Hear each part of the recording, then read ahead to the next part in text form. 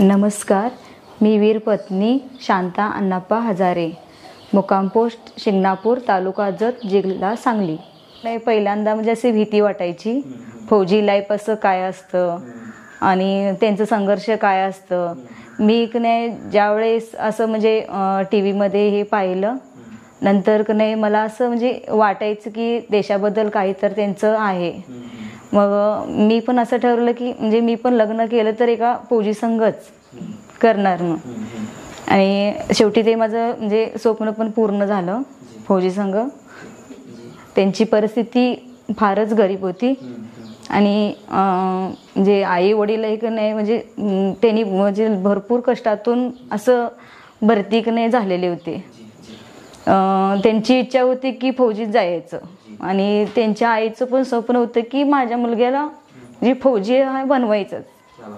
मग ह्यांनी ते पूर्ण केलं कष्टानंच. आणि आमचे सासू सासरा पण पूर्ण म्हणजे असं कष्टाळूच आहेत. त्यांनी ऊस तोडी सकट करत होते. लग्न झाल्यानंतर आहे ना, त्यांनी लेला होते. फोन त्यांचा 4-4 दिवस यायचा नाही. आणि मला सांगायचे की तिकडं जास्त नेटवर्कचं कमी असतं आणि तेव्हा साधा मोबाईल होता आणि आमच्या घरी एकच मोबाईल होता, तो पण साधा. आणि 1 वर्षानंतर मुलगी झाली मला. ती कधी म्हणायचे ना, म्हणजे सगळेजण म्हणायचे की तू कधी नेणार तुझ्या फॅमिलीला. तर ह्याने म्हणायचं की नाही, मला कने असं नेता येणार नाही आणि मी जम्मू काश्मीरला आहे आणि मी कने थोडी मुलं मोठी झाली ना मग घेऊन जाणार आहे. मला की फोन आलं की तुला सोबत नेणार आहे म्हणून. मग ह्यांनी 10 दिवस सुट्टी काढून आले. नंतर मला सोबत ह्यांनी 4 वर्ष तिकडं त्यांच्यासोबत म्हणजे असं जी लाईफ काय असतं मी तिथून सगळं पाहायचे. तिथून मला हे नाही म्हणजे युनिटमध्ये सगळं फिरवायचं आणि असं म्हणजे मी कधी आयुष्यातनं कधी बघितलेच नव्हते की त्यावेळेस तिथं मला त्यांनी भरपूर दाखवलं. आणि मुलं पण माझे छोटे होते त्यावेळेस.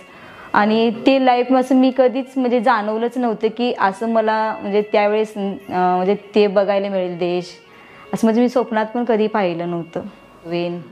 माझं नाव असं म्हणजे गावात असं काहीतरी व्हायला पाहिजे, नाव याचं माझं लागायला पाहिजे म्हणायचं. आणि माझ्या फौजीला आहे ना जास्त करून एक नाही असं लोकांचं म्हणजे गरिबांचं म्हणजे सेवा करायची लय आवडायची. आणि त्यांनी कष्टातून आलते की कधीच म्हणजे असं कुणाला म्हणजे वाईट असं कधीच म्हणजे विचार कधी केला नाही.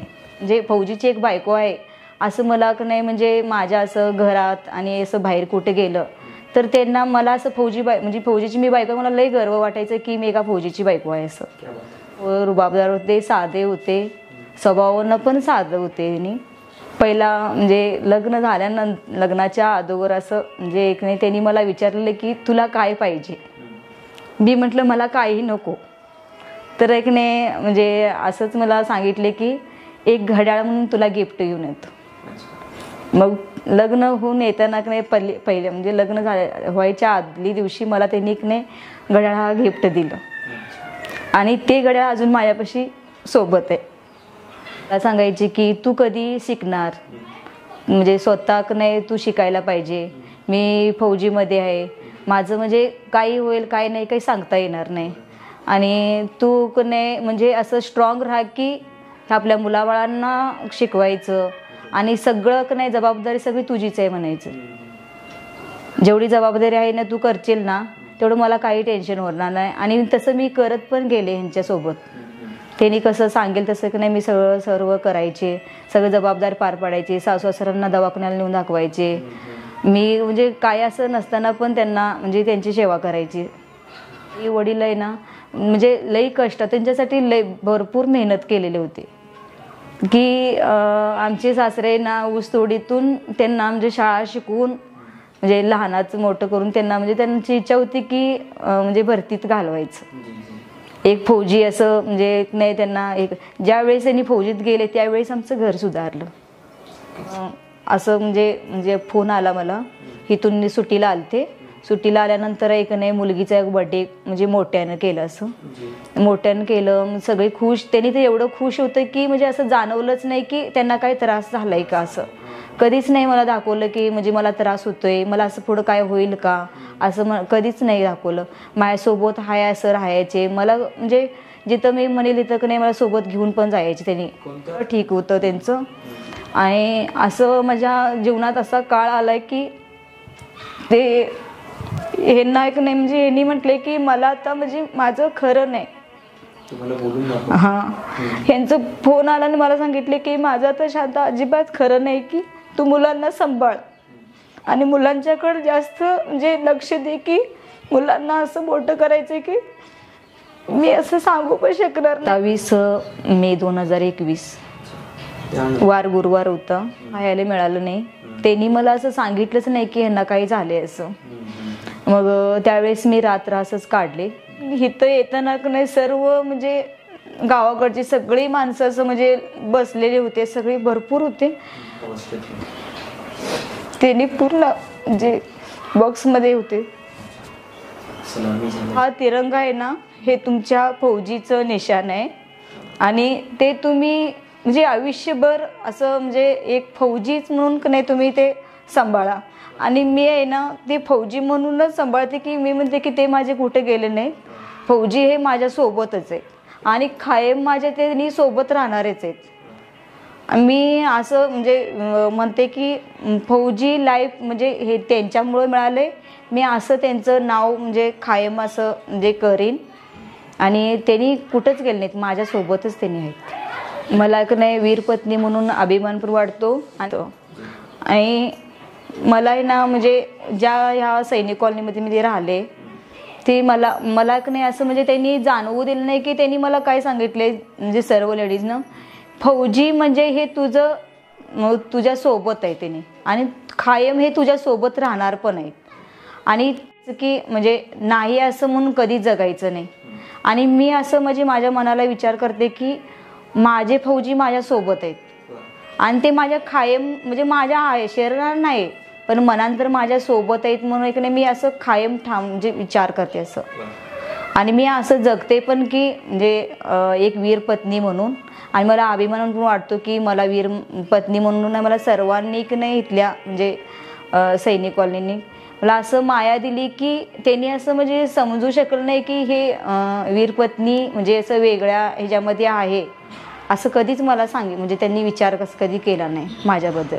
त्या सर्व महिलांनी एकने असं निर्णय घेतला की हे वीरपत्नी आहे आणि हिने एवढे म्हणजे देशासाठी तर यांचे मिस्टर हे झालेत तर तिला नाही का नाही अभिमान म्हणजे सन्मान द्यायचा म्हणून नाही की नाही. त्यावेळेस माझ्या सासूबाई पण माझ्यासोबतच होत्या आणि त्यांनी स्वतः असं निर्णय घेतला की हिला हळदी कुंकू लावायचं आणि हळदी कुंकू लावून एक नाही त्यावेळेस मला त्यांनी सन्मान म्हणजे दिला. आणि हेच सून आहे हेच माझा मुलगा आहे म्हणून सांगितले. आणि माझी सासू नाही मला म्हणजे काय म्हणते की जग काय म्हणते तिकडे लक्ष नाही द्यायचं, तुझं मन काय म्हणते मी तुझ्या सोबत आहे. आणि हळदी कुंकू लावलं म्हणून नाही असं काही नाही म्हणते ती आहे ती माझं पोरगं आहे म्हणून सांगते. आणि स्वतः माझी सासूबाई नाही मला हळदी कुंकू लावतात आणि त्यांना पण अभिमान आहे की वीर माता आहे ना. मुलांना पण मी असं सांगते की दोन्ही पण मी तुमचे मम्मी पण आहे पप्पा पण आहे आणि तुम्ही माझ्या म्हणजे वेगळ्या नजरेने मला नाही पाहायचं की तुम्हाला कधीच मी असं म्हणजे त्यांना वेगळं असं म्हणजे मुलांना कधी जाणवू दिलं नाही. म्हणजे पप्पा नाहीत असं म्हणजे कधीच मी त्या पोरांना दोन्हींना पण जाणवू दिलं नाही की आई पण असलं तर नाही त्यांना सांगत असते की मी मम्मी पण आहे आणि पप्पा पण आहे. कायम असं ठाम विचार करते. आणि त्यांनी मी आता ज्या घरात राहते तर मला हर म्हणजे ह्याला का नाही त्यांनी माझ्या कायम सोबत असतात. मुलगानं तर पाहिलंच होतं आणि मुलगा लहान होता त्यावेळेस सगळं त्याला म्हणजे विधी करायला लावलेली. तो काळ म्हणजे मायापासून म्हणजे जास्तच म्हणजे वाईट होतं की असं म्हणजे असं कधीच मी म्हणजे कधी कुणाचं पाहिलं पण नव्हतं. आणि माझ्या डोळ्यासमोर हा माझा पहिलाच प्रसंग होता माझ्या मिस्टरचा. आणि त्यावेळेस माझा मुलगा म्हणजे 4थीला होता आणि मुलगीने मला असं सपोर्ट त्यावेळेस माझ्या मुलगीने म्हटले की मम्मी तू नको रडू, मी काही तर पप्पाचं कडे स्वप्न मी पूर्ण करते की माझं फोटो आज तिथं लागायला पाहिजे. मग एवढी आता मुलगी नाही 10वी झाली तर ती मला सपोर्ट करते की मी तुझ्या सोबत आहे. दोन्ही पण मुलं म्हणतात की मम्मा तू काहीच घाबरू नकोस पण आम्ही तुझ्या सोबत आहे म्हणतात. पण मी पण त्यांना सपोर्ट देते की नाही म्हणते तुम्ही टेन्शन घेऊ नका की मम्मी आणि पप्पा मीच आहे. पण आज खरं म्हणतं मी माझ्या मुलांच्या सोबत मुलं आहेत म्हणून तर मी आज इथे आहे सर. आमच्या गावी नाही कार्यक्रम होतात त्यावेळेस असं दुःख येते की त्यांनी सोबत पाहिजे होते आमच्या वेळेस. माझी मुलं मोठी होतील आणि त्यांनी सर्व्हिस लागते त्यावेळेस एक नाही ह्यांचं एक काही तर असं म्हणजे शाळेतर्फे असो नाहीतर तर ग्रामपंचायतमध्ये असो की त्यांच्या माझ्या इच्छेनं मी काही पण असं म्हणजे करू शकेल.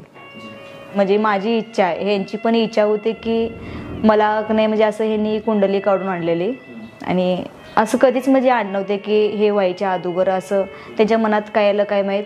आणि मुलगीची कुंडली काढून आणली की मला असं म्हटले की माझा मुलगा फौजमध्ये जाणार आहे. त्या दिवशी एवढं त्यांनी खुश झालं. मग मी काय म्हटलं तुम्ही पण जाणार आणि मुलगा पण जाणार नाही म्हटलं ती लाईफ म्हणजे वेगळे असते म्हटलं. मग ठीक आहे. मग मी पण माझ्या मुलाला सांगते की काय कशी ना की पप्पाचं नाव रोशन करायचं. मी सर्व वीरपत्नींना असं सांगू इच्छिते की तुम्ही म्हणजे असं घाबरायचं नाही का तर आपण समाजामध्ये ना आहे म्हणून राहायचं आणि पुढं संघर्ष चालू ठेवायचा आपला आणि कुठलाही विचार नाही करायचं की आपल्याला आता समाजाने म्हणजे दिलंय की म्हणजे हळदीकुंकवाचा कार्यक्रम आणि आपल्याला मान सन्मान पण दिलाय असं कित्येक लेडीजना दिलंय. पण ज्या लेडीज नाहीत त्या पण लेडीजना मला असं वाटतं की त्यांना पण हळदीकुंकवाचा कार्यक्रम द्यावा. त्यांना पण म्हणजे त्यांना आपल्या सोबत नाही ज्या म्हणजे सुवासिनी लेडीज आहेत ना त्यांनी सर्वांनी त्यांच्यासोबत म्हणजे असं मिळून मिसळून राहावं आणि त्यांनी पण त्या लेडीजना काय असं म्हणजे त्यांचं जाणवू शकत नाही की त्या माझे माणूस असं गेलाय असं नाही की हळदीकुंकू लावलं आणि त्या समाजामध्ये आपण आलं की वेगळं असं विचार त्यांच्या कधीच मनात येत नाही. मला असं मी सर्व लेडीजना असं सांगते की नाही असं नाही करायचं. तुम्ही घरात नाही बसायचं आणि तुम्ही नाही समाजामध्ये राहायचं का तर तुम्हाला ते गेले ती म्हणून आपल्याला नाही जगायचं. आपल्याला आपल्या मुलांच्यासाठी जगायचं आहे. आणि जे मुलं नाहीत समजा एक माझ्या असं लेडीज असले तर त्यांना पण सांगते की मी असं एकटं अजिबात बसायचं नाही आणि तुम्ही समाजामध्ये असं ठाम म्हणजे राहायचं की मी आहे. मग मी पण सर्वांना तेच सांगते की तुम्ही आहे म्हणून सांगते. आणि जे लेडीज नाही हळदी म्हणजे असं वीर पत्नी आहेत ना इथं पण आहे त्या मी त्यांना म्हणते की असं तुम्ही नाही म्हणजे फौजी आहेत ना आपण जोपर्यंत तुम्ही पेन्शन घेता तर ते फौजी आहे म्हणून जगा आणि मुलांचा पण विचार करा समाजाचा पण विचार करा. समाज काही आज म्हणतं उद्या त्यांनी बसणार पण आपल्याला जगायचं आहे. मला असं वाटतं की त्या समाजामध्ये एक नाही असं त्यांना मान मिळावा आणि त्यांना म्हणजे चांगल्या म्हणजे असं आता नवदुर्गामध्ये 9 दिवस असतात आणि प्रत्येक सुवासिनीला नाही म्हणजे हळदीकुंकवाचा कार्यक्रम असतो आणि माझ्या अशा बाबतीत म्हणजे मला असं कधी घडलं नाही की त्यांनी माझ्यासोबतच मला घेऊन नाही की नाही हळदीकुंकवाचा नवदुर्गाचा असं कार्यक्रम माझ्यासोबतच करतात आणि मी पण म्हणजे असं घरी आणून त्यांचं नाही सगळा कार्यक्रम माझ्या घरी करते. तो तुमचा उपक्रम मी नाही सारखं यूट्यूबवर पाहत असते म्हणजे वीरपत्नींचं नाही शहीद वीरपत्नींचे कोणी असं म्हणजे संदेश दिलेले असतात छान असते. मग त्यांचं बघूनच मला पण आज म्हणजे प्रोत्साहन मिळालं की मला बोलायचं. मी कधीच असं म्हणजे बोलू शकले नाही. आज तुमचा ते कार्यक्रम बघूनच मी म्हणजे जरा थोडं उत्साह आले की काहीतरी आहे. जय हिंद.